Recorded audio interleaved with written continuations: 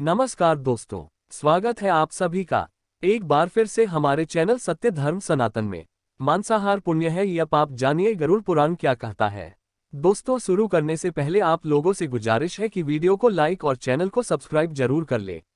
दोस्तों, मांसाहार पुण्य है या पाप, आज इस संदर्भ में हम आपको एक कथा सुनाने जा रहे हैं।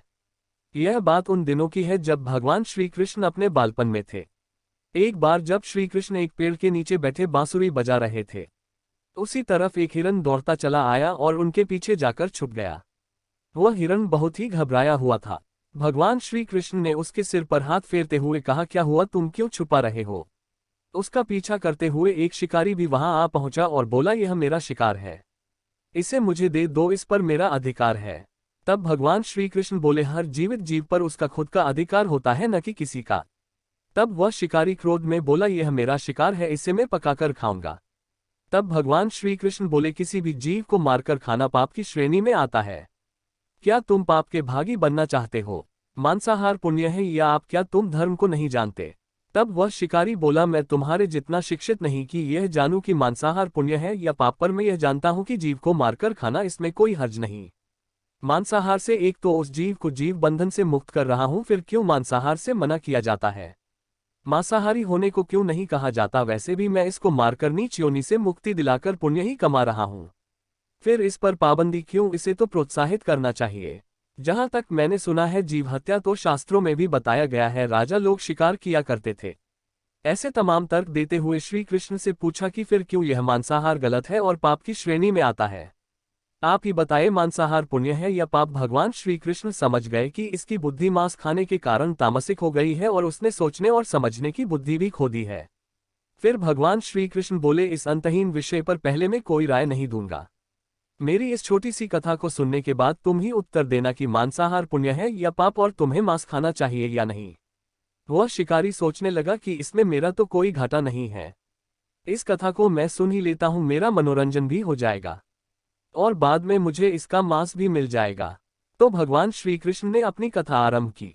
एक बार मगध में खाद्य संकट खड़ा हो गया, तो अन्न का उत्पादन कम रहा। राजा को चिंता हुई कि यदि इस समस्या का शीघ्र निदान नहीं किया गया तो संरक्षित अनाज कोष भी खत्म हो जाएगा और संकट भीषण हो जाएगा।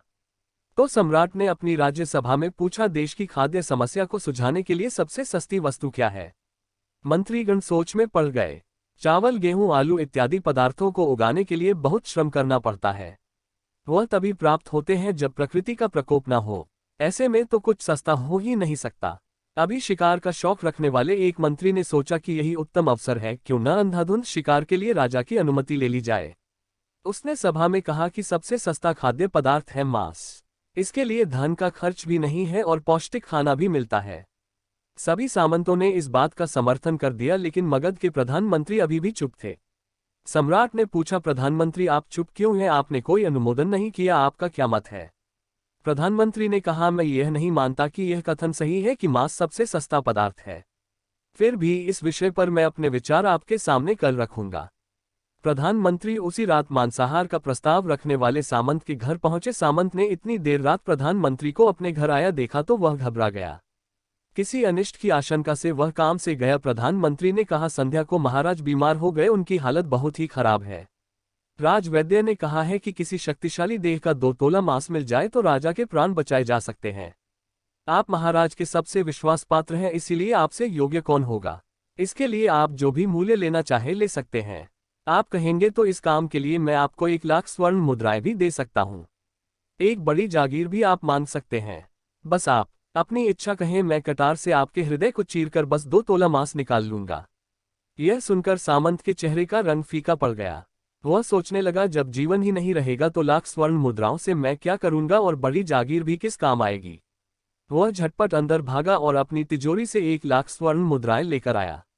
मुद्राएं देकर उसने प्रधानमंत्री के पैर पकड़ लिए और गिड़गिड़ाते हुए बोला, श्रीमंत, मैं आपकी 1,00,000 मुद्राओं में अपनी 1,00,000 मुद्रा और मिलाता हूं। इस पैसे से आप किसी और सामंत के हृदय का मांस खरीद लें, किंतु मुझे जाने दे, यह बात किसी और को पता न चले, मैं आपसे आग्रह करता हूं। प्रधानमंत्री यह सब समझ चुके थे, वह उसे थोड़ी और मानसिक पीड़ा देना चाहते थे। प्रधानमंत्री ने आगे कहा, सामंत आप शरीर से बलिष्ठ हैं, आपकी कद काठी महाराज से मिलती जुलती है, इसीलिए राजवैद्य ने खास तौर पर आप ही का नाम लिया है। आपके दान से हमारे अच्छे राजा की जिंदगी बच सकती है। आप कहें तो मैं आपको प्रधानमंत्री का पद देने को तैयार हूं और खुद आपका कर्मचारी बनकर रहूंगा। पर प्रजा से हमारे राजा न छीने सामंत तो फंसा हुआ दिख रहा था। उसने शरीर पर अंग वस्त्र रखकर अपने जूते भी पहन लिए। जैसे ही वह वहां से भागने वाला था वह तुरंत प्रधानमंत्री के पैरों में लेट गया। उसने याचना की, प्रधानमंत्री मैं इसके योग्य नहीं हूं। जब प्राण ही नहीं रहेंगे तो प्रधानमंत्री का पद या राजा का सिंहासन भी मिल जाए तो मैं उसका क्या करूंगा। आप चाहे तो मेरा सब कुछ ले ले पर मेरे प्राण ना लें। मैं अपना यह भवन और सारा धन आपको सौंपता हूं। रातों रात राज्य से निकल जाऊंगा। इतना कहकर वह अपने घोड़े की ओर भागा और जैसे ही अपना घोड़ा गठने लगा तो पीछे से आवाज आई, अभी तुम अपने पीछे अपने परिवार को भी छोड़े जा रहे हो। सामंत बोला, मेरे प्राणों से प्रिय कुछ भी नहीं है। जब जीवन ही नहीं रहेगा तो कुटुंब का क्या करूंगा, जीवन रहा तो ऐसे ही सुखी रह लूंगा। इतना कहकर घोड़े पर छलांग लगाकर बैठ भी गया। वह अभी चलने को ही था कि प्रधानमंत्री ने घोड़े की साख पकड़ ली।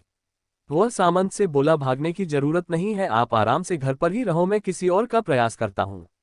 यह कहकर प्रधानमंत्री वहां से चले गए। प्रधानमंत्री के वहां से जाने पर सामंत के अंदर कुछ जान तो आई परंतु बेचैनी बनी रही। उसकी नींद खराब हो चुकी थी।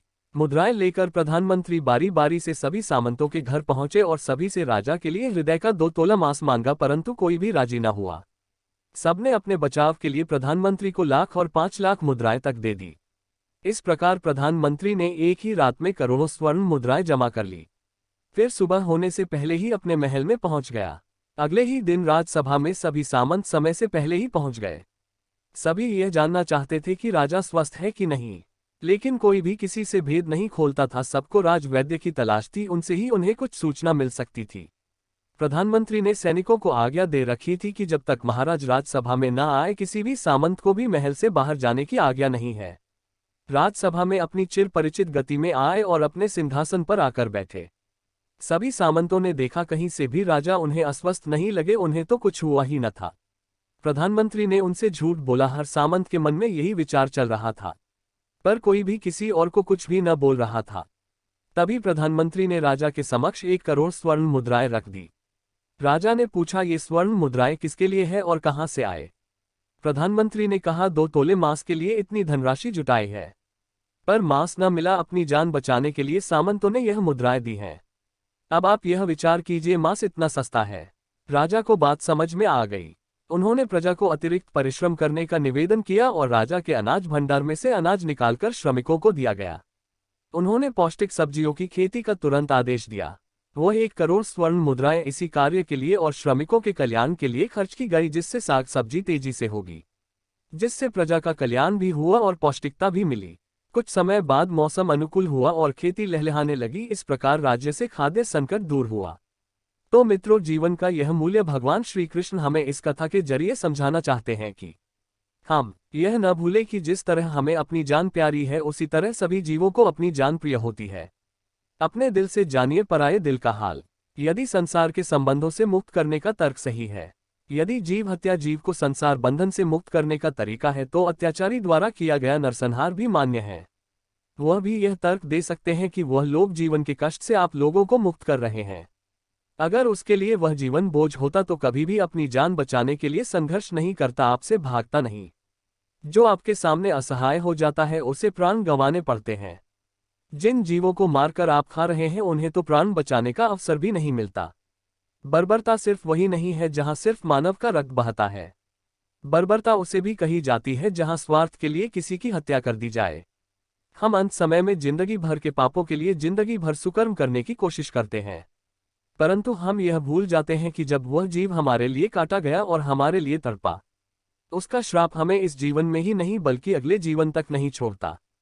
परमात्मा से यह ज्ञान पाकर शिकारी परिपूर्ण हो गया और उसे ज्ञान की प्राप्ति हो गई, और वह जान गया कि महानता जीवन लेने में नहीं बल्कि जीवन देने में है। शिकारी भगवान के आगे हाथ जोड़कर वहां से चला गया और उसने कसम खा ली कि वह अपने संपूर्ण जीवन में किसी को भी कभी चोट नहीं पहुंचाएगा। तो दोस्तों, कैसी लगी आपको हमारी यह कहानी? कमेंट बॉक्स में जरूर बताएं।